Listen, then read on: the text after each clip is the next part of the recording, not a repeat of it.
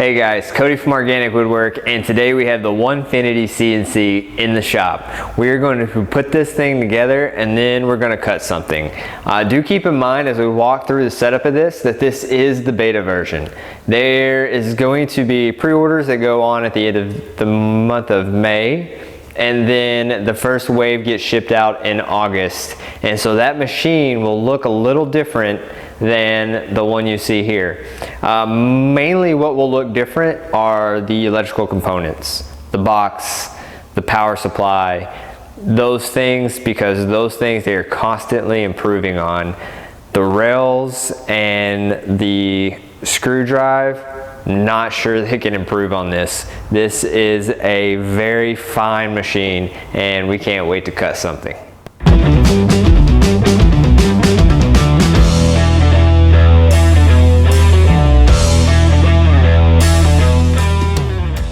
Okay guys, so the first thing is we're going to put these rails together. If you'll notice, there's no base for this. So I'm actually going to use my work table as its mounting structure. This thing is completely mobile. It's meant to be taken apart and put together. It's a hobbyist CNC, but I really see some applications where general contractors can actually use this. And the fact that it's screw drive, you can basically mount this thing to a wall and cut out a perfect circle. I mean, there's so much stuff you could really do with it. Obviously, I'm not going to be doing all that. Most of my stuff happens here in my studio.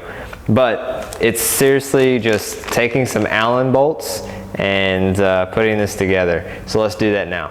Although this is just a temporary setup and a mounting the Onefinity to the work table, we still want to have somewhat of a level work surface. So I'm checking it with a level on both my X and Y axis. Okay, so now that we have our work surface and we've identified that it is somewhat level, we are now going to put the rails together. So we want to identify the rails. So this one is our Y right, which is as you're looking at the machine. We have our Y left, which will go there. And then we have our X and Z axis. And the X will go this way with the Z axis, which holds the router facing to the front of the machine. Now, if you'll notice, the stepper motors for the Y are in the back because they actually have pin plugs that plug directly in here. There's plugs, there's no wiring really at all. There's no running wires. It's all within these steel tubes. So same with the X. When the X is mounted this way, you'll see the plug here. The plug runs to this side of the machine. So now that we've identified that, let's put it together.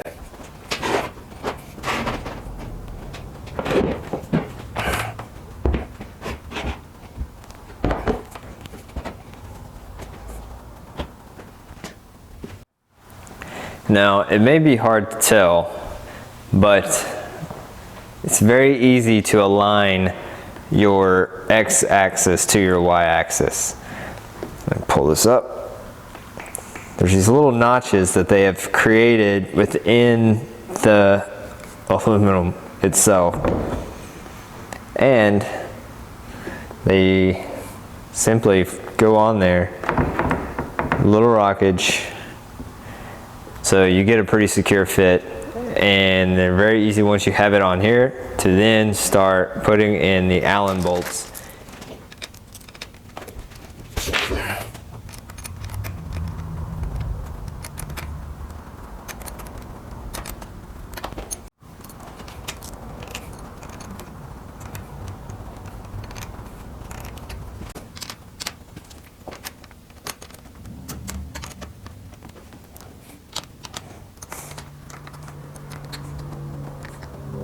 Okay guys, so now that we've tightened down our X-axis to the Y-axis using the Allen bolts, it's time to attach the Y-axis to our work table. To do that, I'm actually going to use 1-inch lath screws, and when I bring you in closer, you'll see why the lath screw actually will be the best bet here. You could just use a regular wood screw with a washer, but the lath screw already has it kind of built in. So all right, let's do this. Okay, so this is why we're using the lath screw here, because you can see our indent and we need something like a washer. The process for mounting is going to work a little like this, because we have to mount it to the work area as well as square this up. So right here we have it all the way to the back. So we're going to go ahead and put a lath screw in to one piece of the Y-axis.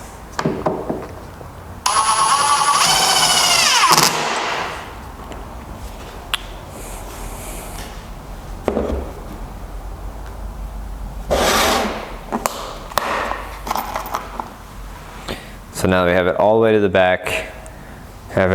We can move it wherever we need to. So we have it back. We will put another screw in to the rear Y left axis.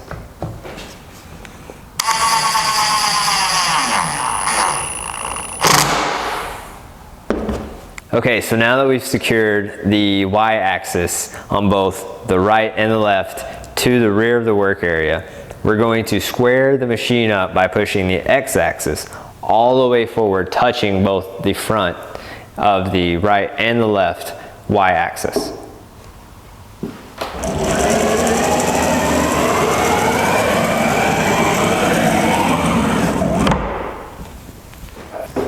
Okay, so now that we have our X-axis all the way to the front, we know that this is the exact same length apart in the front as it is in the rear, and so now we will secure the Y-axis in the front to the work area.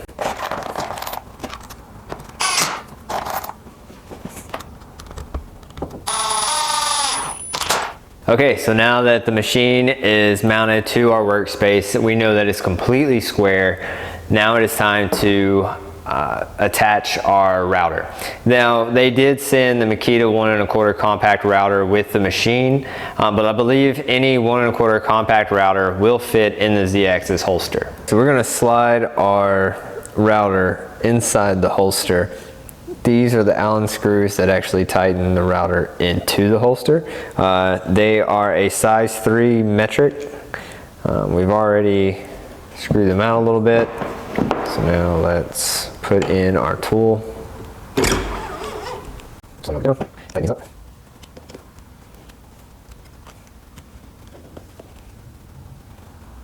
Okay. Now that that is tight, the cord goes into this little bracket here. Let me show you. So you can see this Allen bolt right here, which is actually a size 4. So we'll undo this.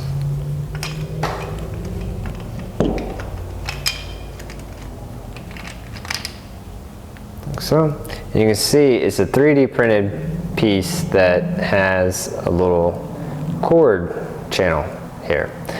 This is 3D printed. I don't know if the ones that come with the actual machine, not the beta model, will be metal, but honestly 3D printed for this type of thing isn't that big a deal. So we will put the cord in there and it's out of the way.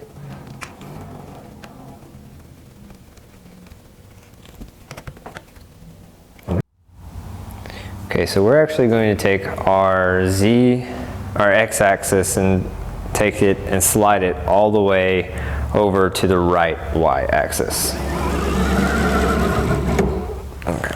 The reason I did that is because you can drape the cord over the back of the work area, but I am actually going to take a little zip tie and I'm going to zip tie the cord through this hole here.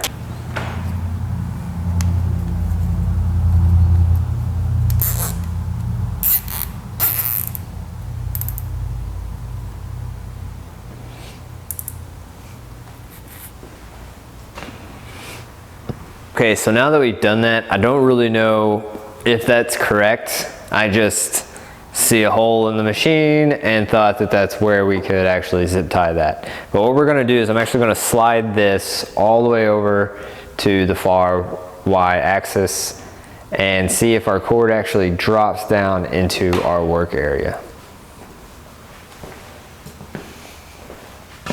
So let's see.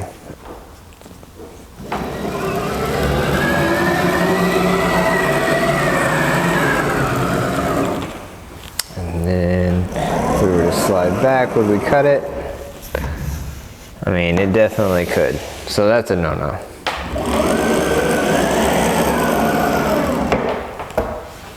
All right. So that's not gonna work. I guess we're just gonna drape it over the back for now. Next step is to plug in all the access points into our CNC controller and get to playing with this thing.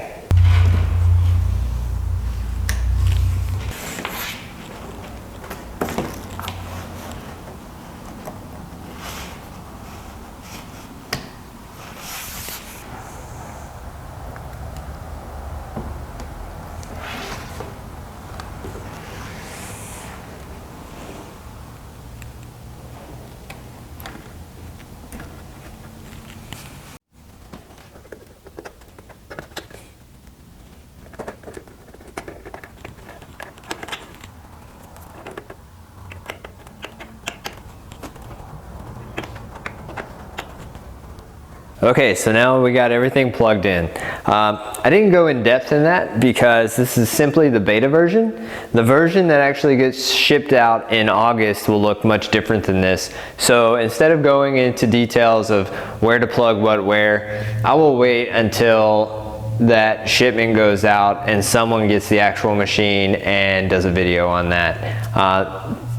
The instructions that I got with this, even though this is supposed to be way more complicated than the machine that gets shipped out in August, which I don't know how. This was incredibly simple. I put together the Shapeoko and that came in 1,000,000 pieces and it took a day. I've heard horror stories about people who did the X-Carve and it took forever for them to put that thing together. There are people that I know that bought it and then were putting it together like over the course of a month because you only get a few hours on a Saturday to really do anything in your garage, and so it took them forever to really get that thing put together. This, without doing a video or lights, you could put it together in like 30 minutes. So anyways, now that we've done all that, let's turn it on.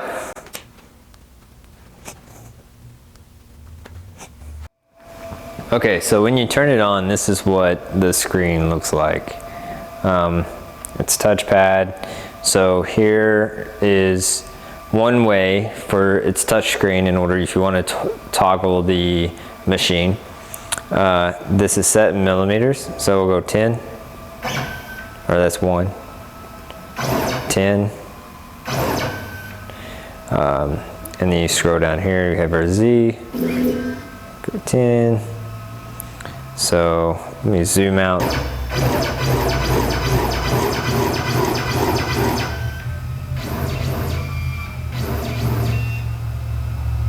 Scroll down.